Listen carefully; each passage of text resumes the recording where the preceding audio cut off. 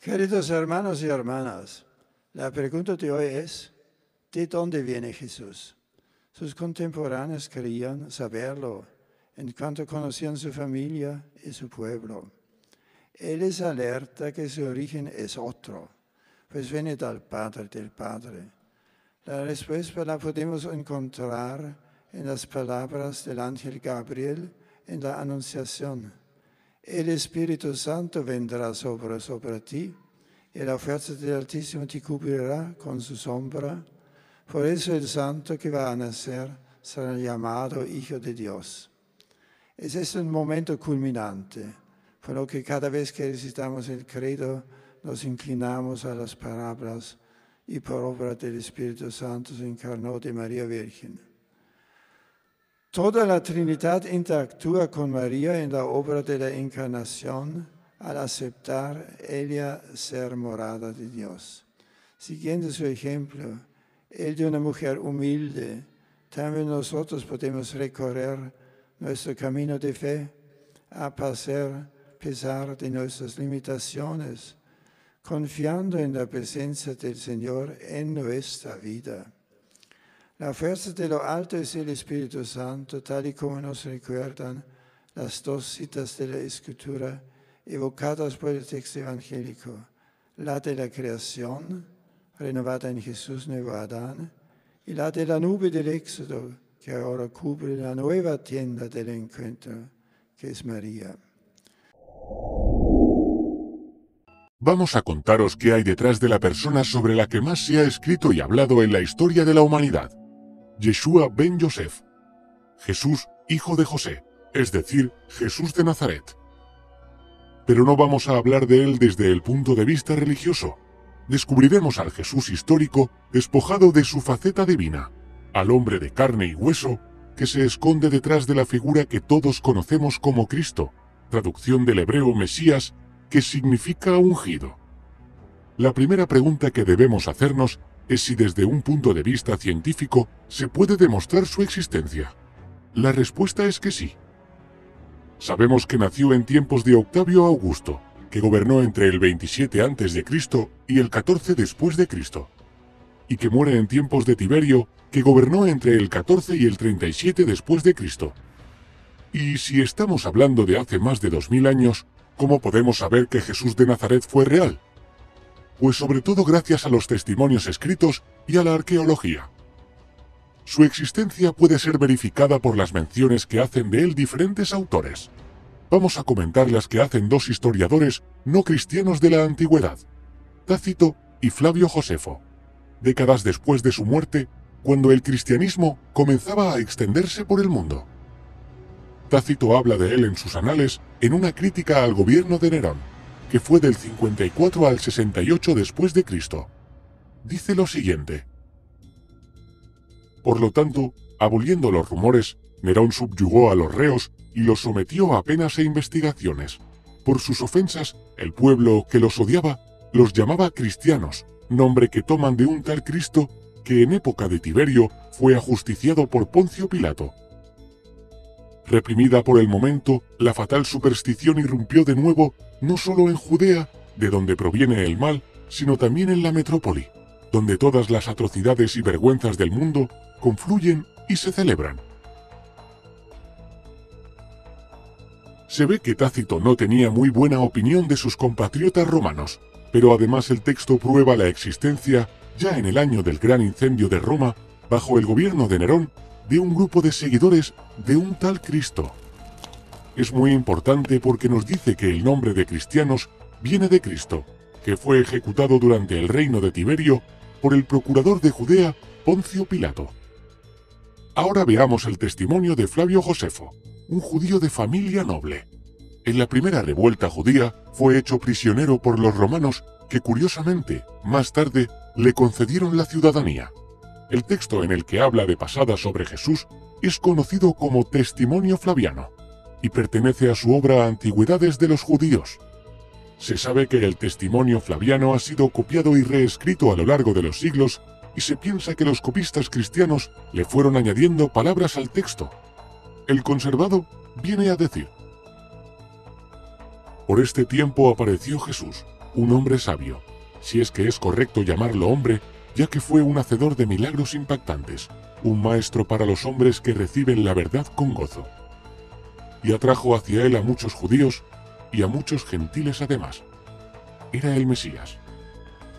Y cuando Pilato, frente a la denuncia de aquellos que son los principales entre nosotros, lo había condenado a la cruz, aquellos que lo habían amado primero no le abandonaron, ya que se les apareció vivo nuevamente al tercer día, habiendo predicho esto y otras tantas maravillas sobre él los santos profetas. Aunque la mayoría de los historiadores piensan que Flavio Josefo realmente escribió: por este tiempo apareció Jesús, un hombre sabio, y atrajo hacia él a muchos judíos. Y cuando Pilato, frente a la denuncia de aquellos que son los principales entre nosotros, lo había condenado a la cruz, aquellos que lo habían amado primero no le abandonaron. Debemos tener muy en cuenta los textos de los historiadores de la antigüedad, pero no es bueno creernos todo lo que nos cuentan como una verdad absoluta, ya que fueron copiados y traducidos muchas veces, y puede que se añadieran interesadamente palabras nuevas a sus escritos. Ya tenemos varios testimonios de dos autores no cristianos que nos hablan sobre Jesús. A esto añadimos otra prueba, en este caso arqueológica, de los elementos que rodean a la época en la que vivió la figura central del cristianismo. En el anfiteatro de Cesarea, una ciudad romana que está en la costa de Israel, se ha encontrado la conocida como Piedra de Pilato, que tiene una inscripción en la que se dice que Poncio Pilato construyó un edificio en honor al emperador Tiberio en esa ciudad. Ahora debemos aclarar que la transmisión histórica de su figura ha sufrido a lo largo de tantos años muchas transformaciones. Cosas que tomamos como originales del cristianismo se fueron estableciendo a lo largo de los siglos, muy lejos ya del tiempo en el que vivió el auténtico Jesús. Veamos las más curiosas. La formación del canon será gradual, pero será en el año 325 cuando los obispos convocados por el emperador Constantino en Nicea dan forma a una doctrina oficial para el cristianismo. Evangelio significa buena noticia. Los evangelios son textos escritos bastante después de la muerte de Cristo. Hay 4 canónicos y muchos otros apócrifos.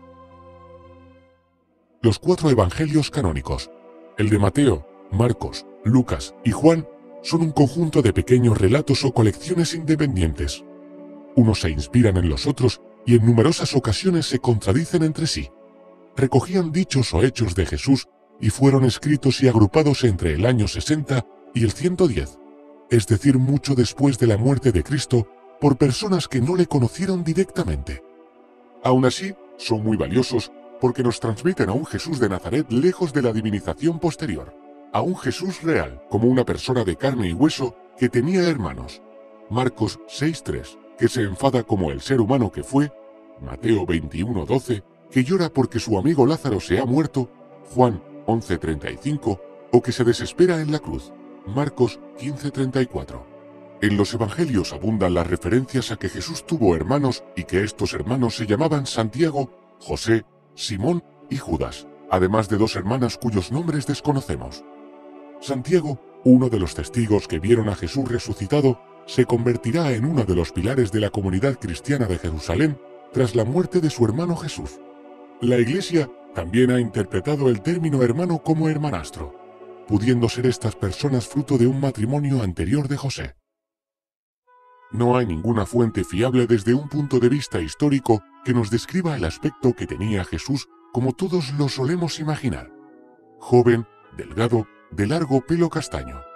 Hasta finales del siglo IV no encontramos, en las catacumbas de Comodilla, en Roma, una representación que se ajuste a esa descripción que curiosamente está inspirada en filósofos paganos o incluso en uno de los más importantes dioses romanos, Júpiter. El uso de la cruz como símbolo del cristianismo también es posterior. Los primeros cristianos usaban símbolos como el pez o el ancla que les servían para identificarse entre sí. La primera representación que conocemos del símbolo de la cruz es la del famoso grafito de Alexámenos, probablemente del siglo I. En él se representa a un hombre con una cabeza de asno crucificado en una cruz. Debajo de él hay otro con el brazo levantado y un texto que dice con ironía: Alexámenos adorando a su Dios. Hasta el siglo III no se empieza a usar la cruz como símbolo del cristianismo, y hasta la Edad Media no aparecen las primeras cruces, con Jesús incluido. El establecimiento de la fecha del nacimiento de Cristo, que siglos después de su muerte fue fijada en la noche del 24 al 25 de diciembre, no es porque Jesús realmente naciera en ese día que ni siquiera en los evangelios se menciona, sino por su cercanía con el solsticio de invierno, siendo este día muy importante en muchas religiones de la antigüedad. Por ejemplo, en Roma el día 25 se celebraba la fiesta romana del Sol Invicto. Con respecto al lugar de nacimiento también hay dudas. La creencia popular es que Jesús, cuya familia era de la aldea de Nazaret en la región de Galilea, nació de camino a Judea en un pesebre de Belén, lugar de origen de José y del antiguo rey David.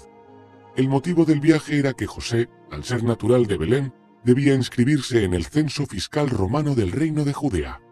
Sin embargo, en esa época Judea aún era un reino cliente pero independiente de Roma, que tenía a su propio rey, Herodes.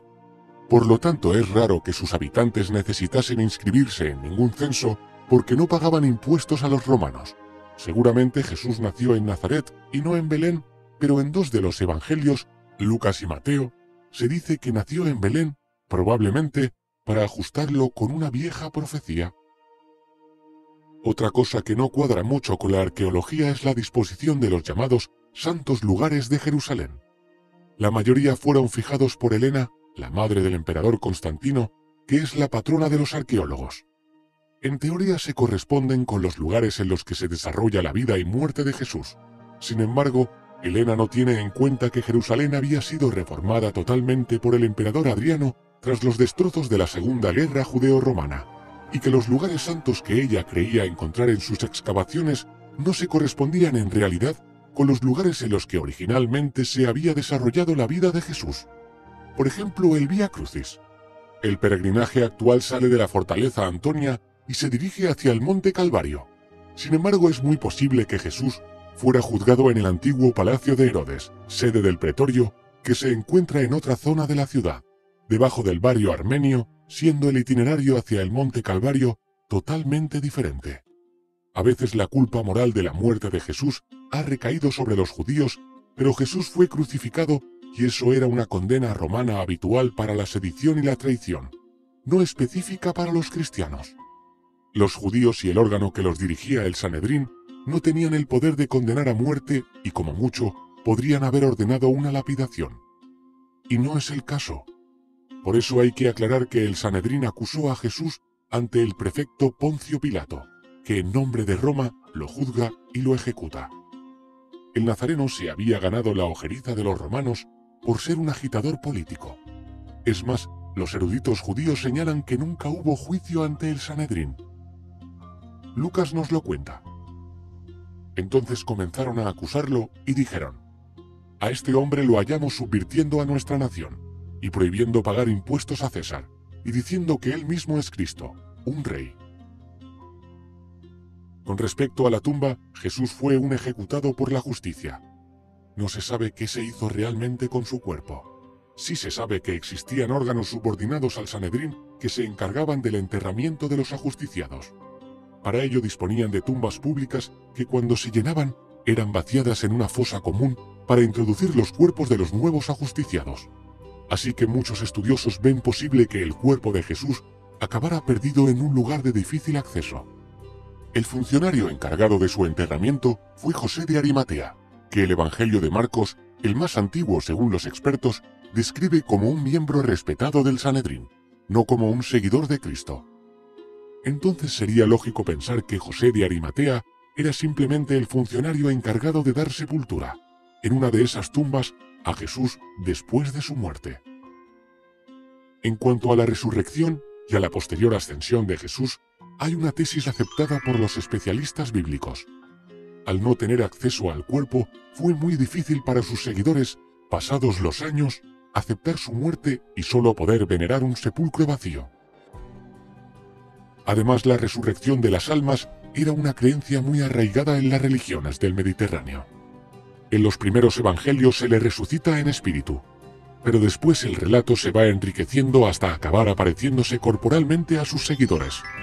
Esto pudo plantear un problema, y como recurso es posible que se añadiera a posteriori la ascensión de su cuerpo al lado de Dios, en recompensa por su sacrificio. Y ya para acabar hay que recordar lo importante que es saber separar lo históricamente comprobable de lo puramente religioso en la figura central del cristianismo. Lo primero, aunque sean más los interrogantes que las certezas, nos ayuda a conocer al Jesús de Nazaret que vivió en el siglo I. Lo segundo es una cuestión de fe religiosa. ¿Se cree o no se cree?